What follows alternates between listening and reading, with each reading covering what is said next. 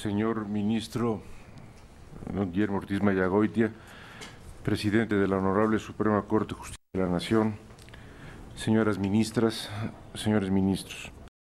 Las reformas al Código Penal para el Distrito Federal adolecen de grandes deficiencias técnicas, transgrediendo el derecho humano a la exacta aplicación a la ley penal y con ello los principios de certeza y seguridad jurídicas. Los defectos de fondo de la reforma son preocupantes, pero los relacionados con la técnica legislativa inquietan aún más.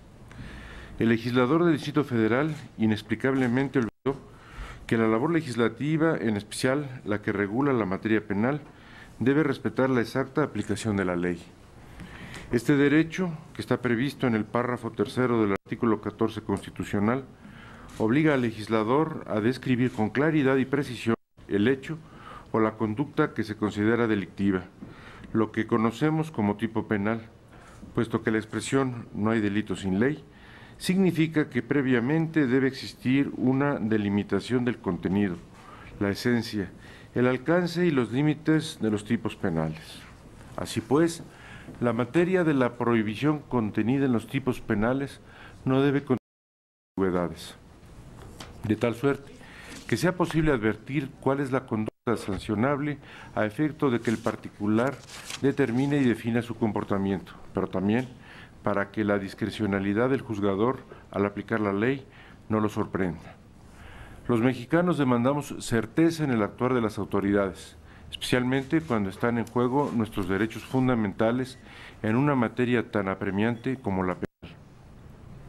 Los preceptos del Código Penal para el Distrito Federal impugnados están muy lejos de respetar el principio de la exacta aplicación de la ley.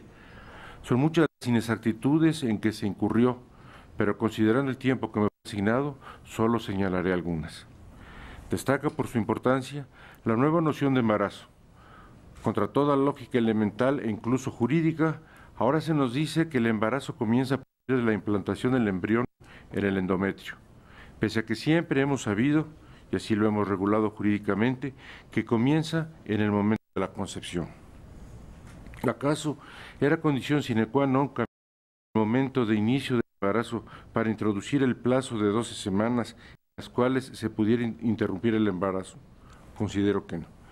Creo que era suficiente la noción de embarazo que siempre hemos mantenido. Entonces, debe concluirse que el legislador actuó sin proporcionalidad alguna y, en cualquier caso, nunca ofreció razones para cambiar el inicio del embarazo. Convendría reflexionar sobre este punto, sobre todo porque el cambio que se produjo con todo y la expresión de que solo es para los efectos del Código Penal impugnado, produce una fuerte confusión en la sociedad y al mismo tiempo una inseguridad en la realización de las conductas reguladas en el Código Penal. ¿Acaso alguien nos puede asegurar que el legislador del Distrito Federal, en una futura reforma, no se atreverá a decir que el embarazo comienza en la segunda semana o en la tercera y ya no al implantarse el embrión? Preocupa igualmente que la reforma legal utilice al mismo tiempo la noción de gestación, que implica la concepción y la implantación del embrión, que es un momento posterior a aquella. Con esta dualidad de nociones, patente la inseguridad que provoca no saber con exactitud si se puede acudir al momento de la concepción o, por el contrario, al de la nueva noción de embarazo. Existen resabios de la anterior regulación que provocan confusión en la norma penal.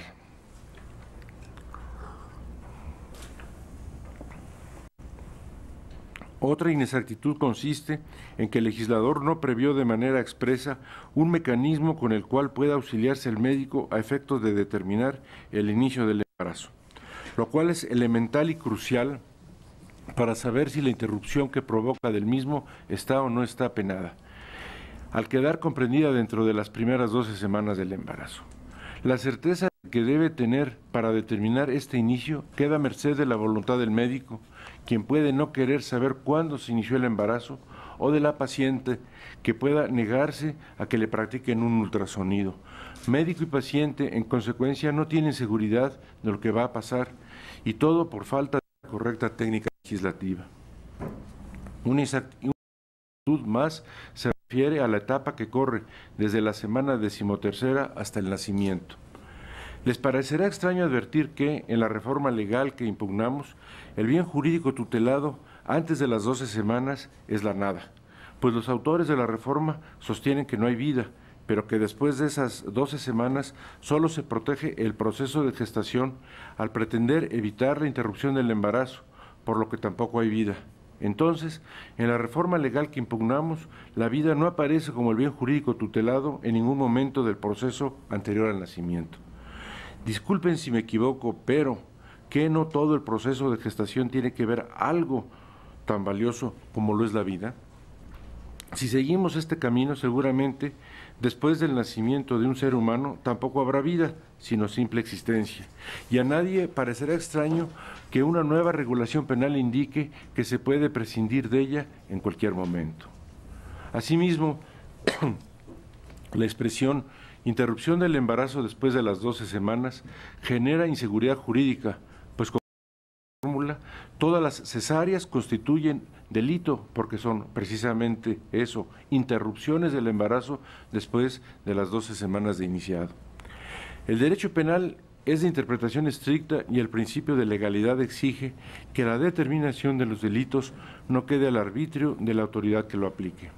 Por lo tanto, en principio, debe castigarse penalmente las cesáreas sin que pueda decirse que eso no se perseguiría o que eso depende de la interpretación de la norma, porque en derecho penal no caben tales posiciones.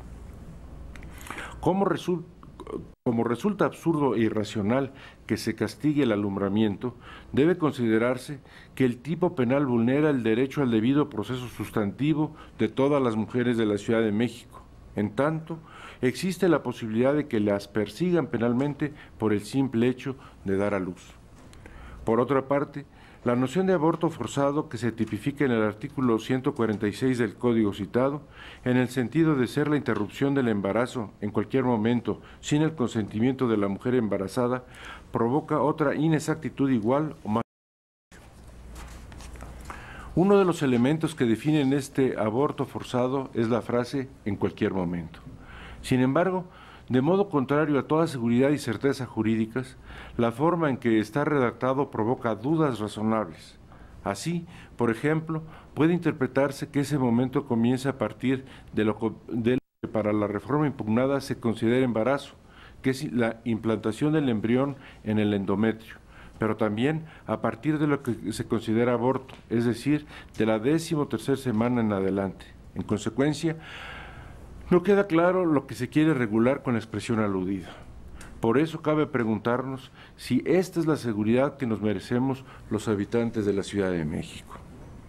En este mismo sentido, otra actitud provocada por la nueva noción de aborto nos obliga a reconsiderar el estudio de las excluyentes de responsabilidad, toda vez que los preceptos legales impugnados consideran como bien jurídico protegido al proceso de la gestación, al embarazo, mientras que las excluyentes de responsabilidad están construidas con el bien jurídico de la vida, protegiendo desde el momento mismo de la concepción, como señala la regulación derogada. Esta contradicción se produce porque siempre estuvo sobre la mesa la realización de una reforma al artículo 148 del Código Penal para el Distrito Federal, precepto que regula las excluyentes de responsabilidad, pero en el último momento se tomó la decisión de hacer un cambio radical al tipo penal que por inconsistente transgrede nuestra seguridad y certeza jurídicas.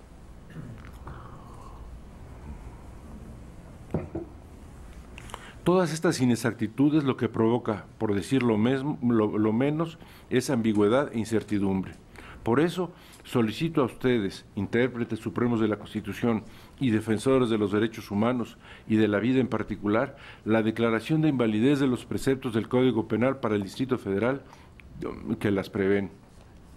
Independientemente de lo dicho, que es inquietante, debemos subrayar que la reforma legal que impugnamos dejó fuera de tipicidad dos etapas del proceso de gestación: la comprendida entre la concepción y la implantación del embrión en el endometrio y la que va de la implantación del embrión hasta la 12ª semana de gestación. Esto significa, en principio, que no hay despenalización del aborto en una etapa del embarazo, sino en realidad un vacío jurídico en el que se puede realizar conductas de todo tipo, incluidas las calificadas como ilícitas. El embrión, desde su formación, así como durante las siguientes 12 semanas, no tiene regulación ni protección jurídica alguna.